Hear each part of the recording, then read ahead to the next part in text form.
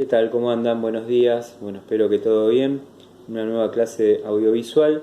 Un poquito para los que no pudieron asistir a la charla Zoom. Lo que hicimos fue cerrar lo que fue la película El Rey León de acuerdo al contenido, ¿sí? Bueno, para ustedes, para que no se queden afuera de lo que hemos charlado el otro día en la clase Zoom, les voy a mandar una actividad especial, ¿sí? Para los y las que se quedaron afuera por algún motivo, para que puedan dar el cierre que nosotros utilizamos o le dimos dentro de lo que era esa charla, ¿sí? Y bueno, poder mantener el equilibrio del contenido, ¿sí? Que me parece que eso es lo interesante de, bueno, poder llegar de las distintas maneras, ¿no? Así que bueno, dicho esto, nosotros nos quedamos con el absolutismo, ¿sí? Que tiene que ver con una forma de poder que se está dando dentro de una sociedad que antes era la sociedad medieval, ¿sí? Y que en cierta manera nosotros ya estamos llegando a ese final de la Edad Media. Nosotros lo que estamos haciendo es construirla en realidad. Un cierre, un final, ¿sí? Yo les di varias opciones. Por ejemplo, hablar de la invención de la Edad Media. Hay autores como Hirsch que dicen, bueno, la Edad Media fue un invento, ¿sí? Y bajo ese título tan polémico de El invento de la Edad Media, trata de desarrollar una serie de cosas particulares que habíamos desarrollado en la clase anterior. Mientras tanto, más allá de todo esto, es una Edad Media que nos viene a proponer también cambios culturales o procesos de cambios culturales, ¿sí? Nosotros lo que habíamos desarrollado un poco era la parte del humanismo, que también lo vimos en la película El Rey León y de una forma tan interesante, que es lo que charlábamos el otro día también. Bueno, ¿qué pasa con el humanismo? ¿Sí? El humanismo también es la antesala del Renacimiento, es decir, gracias a que existió el humanismo, podemos hablar hoy en día también de lo que fue el Renacimiento. Y dentro de lo que es el Renacimiento, conocer obras que ahora vamos a detallar un poquito, ¿no? Pero sobre todo las de Leonardo da Vinci. Y justamente es una de las personas que hacíamos hincapié porque decíamos, bueno, ¿qué es lo humano? Y da Vinci tiene una construcción del ser humano, ¿sí? De una forma tal que en la práctica, como explicábamos el otro día, se iba a las morgues para poder llevarse los órganos, ¿sí? Y poder dibujarlos en su casa lo más tranquilo, gracias a un contacto que tenía, ¿no? Para poder realizar este tipo de tarea.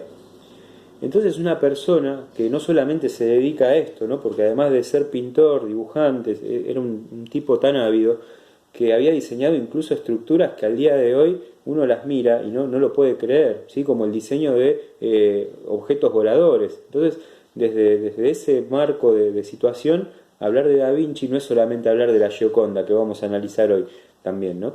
Sino que es hablar de una persona adelantada para la época en la que vivía, ¿sí? Y que pertenece también a un movimiento renacentista del que nosotros vamos a hablar ahora. Decir, bueno, vamos a hablar del Renacimiento en sí mismo, ¿no? Pero decir Renacimiento implica, ¿sí? También entender, ¿sí? Que no es lo mismo que decía Hirsch, que en los siglos, entre los siglos V y el XV se desarrolló una etapa muy oscura dentro de lo que era la construcción de la Edad Media, ¿sí? Entonces el Renacimiento viene a ser como una luz dentro de esa oscuridad. El humanismo, por eso decíamos, es la antesala, ¿sí?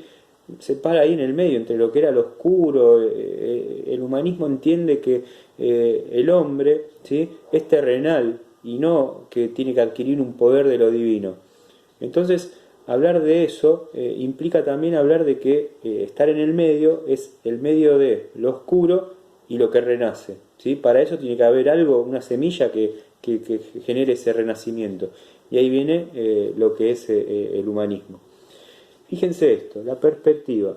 Es un sistema de representación de los objetos sobre una superficie plana. La perspectiva lineal intenta reproducir la profundidad del espacio, disminuyendo el tamaño de los cuerpos a medida que se alejan del primer plano, y haciendo converger todas las líneas de la obra en un punto central ubicado sobre la línea del horizonte que se llama punto de fuga, ¿sí? Fíjense el análisis artístico que se desarrolla de acuerdo a la perspectiva, pero no solamente artístico, sino en dónde se va a poner el foco de la pintura que se va a realizar, por ejemplo, ¿sí? Entonces, ahí también tenemos una cuestión muy importante dentro de lo que es el Renacimiento. se empieza a organizar la perspectiva desde una mirada del humano, ¿sí? Y con las necesidades de representar la vida cotidiana de los seres humanos en esa tierra racional, ¿sí? Que ya estamos empezando a vivir, racional de pensar. No es que hay algo que se escribió y entonces con ese escrito nosotros ya tenemos nuestros movimientos mecánicamente organizados, sino que en realidad el hombre, entendido como un todo, como decía la otra vez, en ese momento se entendía el hombre como un todo, la mujer está incluida, entonces el hombre y la mujer empiezan a racionalizar su vida en la Tierra y a entender el desarrollo del cuerpo desde una visión anatómica, pero también desde una visión racionalista, como lo que veníamos diciendo recién. Ahí nosotros vamos a hablar del Renacimiento que se va a dar entre los siglos XV y XVI, ¿sí? En una Europa que está cambiando en su totalidad, ¿sí? Porque a partir de ahora empieza una construcción ya con una América que se está por descubrir y descubierta, ¿sí? ¿Por qué digo esto? Porque nosotros en el Renacimiento estamos evaluando un proceso de tiempo, ¿sí? Y el descubrimiento de América es lo que ya, digamos, todo esto es la antesala también de lo que va a ser el descubrimiento de América, que nosotros lo vamos a empezar a ver en breve, ¿sí? El descubrimiento de América, insisto en esto, entendido desde la visión de los europeos, porque América ya estaba descubierta, ¿sí? Entonces el Renacimiento, entre los siglos XV y XVI, que es el cuadro que les voy a dejar acá a consideración, es la nueva concepción del ser humano. Por eso yo decía, el humanismo es como la antesala del Renacimiento, es la nueva concepción del ser humano, es la nueva construcción del ser humano. Es recuperar los elementos culturales, ¿sí?, de la antigüedad clásica, y con eso se entiende desde los historiadores actuales la culminación cultural de lo que se va a dar entre los siglos XI y XII. ¿Qué pasaba entre los siglos XI y XII? Bueno, era un tiempo, por ejemplo, de cruzadas, era un tiempo de feudalismo. Entonces, lo que se dice es que en ese periodo tan oscuro, la recuperación de ciertos parámetros sociopolíticos, artísticos de ese tiempo, también conllevan a la culminación cultural que le vamos a llamar Renacimiento. Eso dicen los historiadores de la actualidad. Sin embargo, en la construcción más evidente con la que nos quedamos, es la recuperación de elementos culturales que se creían olvidados y perdidos. Y eso es lo que lleva al renacimiento de la cultura, ¿sí? Es la nueva interpretación del mundo que cuestiona los mandatos divinos, ¿sí? Es la nueva interpretación del mundo que cuestiona los mandatos divinos. Una sociedad que venimos viendo, ¿sí?, desde que surge el feudalismo, desde que se empieza a instaurar la burguesía, bueno, el resurgimiento de la vida urbana, ¿sí?, y de la burguesía consolidada hacen de el cuestionamiento divino. ¿Por qué? ¿Se acuerdan eso que hablábamos nosotros en el feudalismo? Decíamos, bueno, moralmente bueno si te levantás a la madrugada y trabajás de sol a sol, entonces te ganaste el cielo porque trabajaste mucho. La burguesía viene a cuestionar todos esos mandatos económicos divinos, ¿sí?, que estaban enmarcados dentro del feudalismo. Entonces, con la consolidación de la burguesía, se pone en cuestionamiento, porque la burguesía tiene acceso a un tipo de educación muy distinta, se pone en cuestionamiento este mandato divino, se pone en cuestionamiento el pensar de una época, ¿sí? Y estos burgueses que se vienen consolidando, ¿sí?, que vienen adquiriendo grandes riquezas, que vienen capitalizando riquezas, ¿sí?, van a funcionar también incluso como mecenas, como financistas de arquitectos y de pintores, ¿sí?, y de escultores. Van a funcionar como mecenas porque era la manera que encontraban dentro de esa capitalización de dinero que ellos tenían de financiar artistas, de financiar obras y perpetuar su nombre para toda la vida. ¿Se entiende?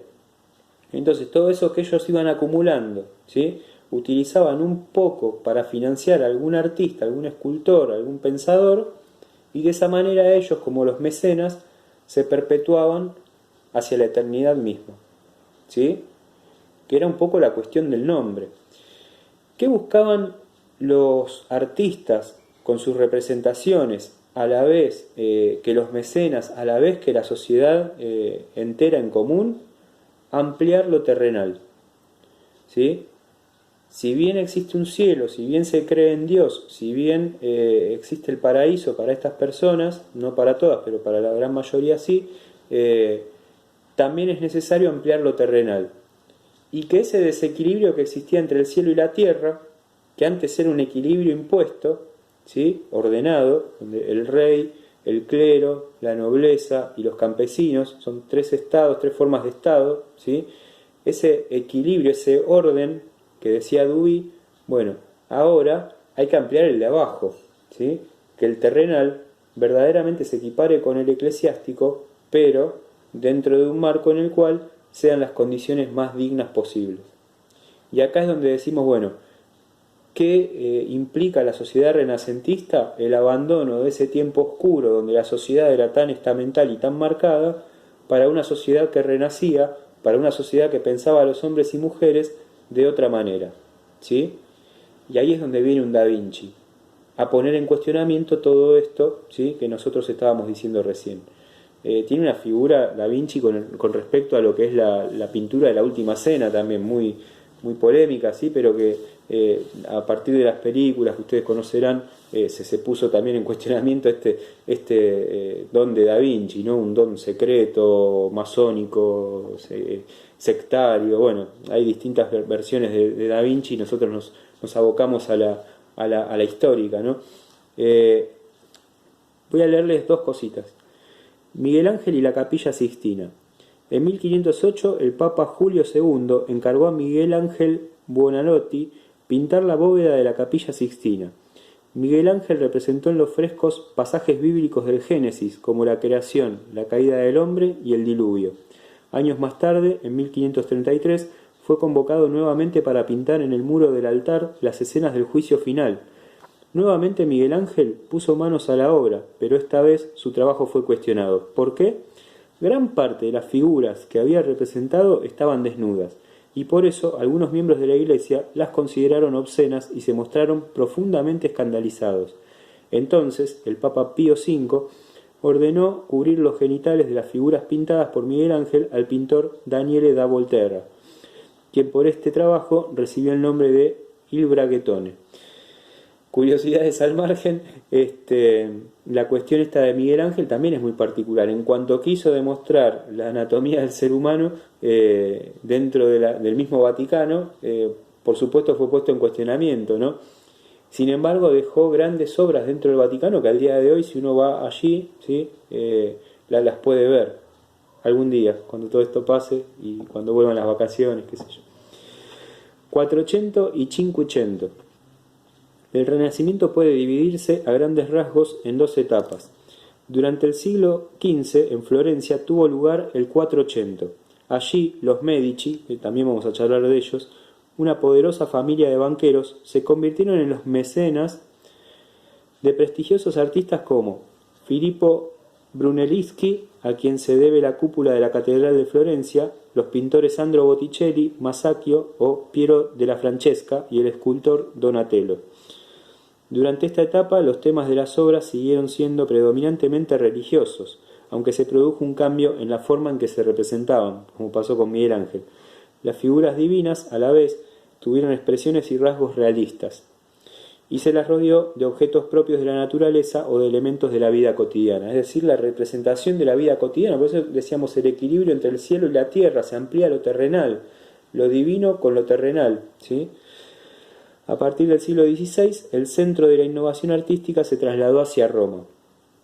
Durante el Cinquecento, los papas Julio II y León X se convirtieron en mecenas de grandes artistas como el arquitecto Donato Bramante, el pintor, arquitecto, filósofo e ingeniero Leonardo da Vinci, el escultor, pintor y arquitecto Miguel Ángel Buonarroti y el pintor Rafael Sanzio. Las tortugas ninjas, ¿sí? En serio lo digo. Las tortugas ninjas, Donatello, Miguel Ángel, Leonardo y Rafael, ¿sí? En el Cinquecento se comenzaron a conjugar temas religiosos y no religiosos, al tiempo que se perfeccionaron el uso de la perspectiva y el conocimiento de la anatomía para la representación de los personajes en las pinturas y las esculturas. Chiste al margen del que acabo de hacer, que es en serio, ¿sí? Las tortugas ninja están representadas por los pintores, sobre todo del Cinquecento, ¿sí? De este Renacimiento que se divide en estas dos partes, ¿no? Primero la del 400, después la del Cinquecento, en donde tenemos a estos prestigiosos artistas. Bueno, unas curiosidades que les quería dejar. Y a la vez les voy a estar dejando un texto, ¿sí?, con la Mona Lisa, ¿sí?, que habla de las 1001 Giocondas, que es lo que van a analizar a modo de trabajo, actividad. Esto lo van a hacer, pero con la salvedad de que yo les voy a estar dejando un formulario de Google para completar, ¿sí? Entonces la actividad la van a hacer por medio de eso. ¿Estamos? Bueno, espero haber sido claro. Cualquier duda, consulta, pregunta que tengan, me pueden escribir al mail, ¿sí? Traten de concentrarlo ahí, así todas las respuestas, las preguntas que me van llegando se las puedo ir contestando. Un abrazo grande y bueno, nos estamos viendo en la próxima clase audiovisual. Saludos para todos y todas.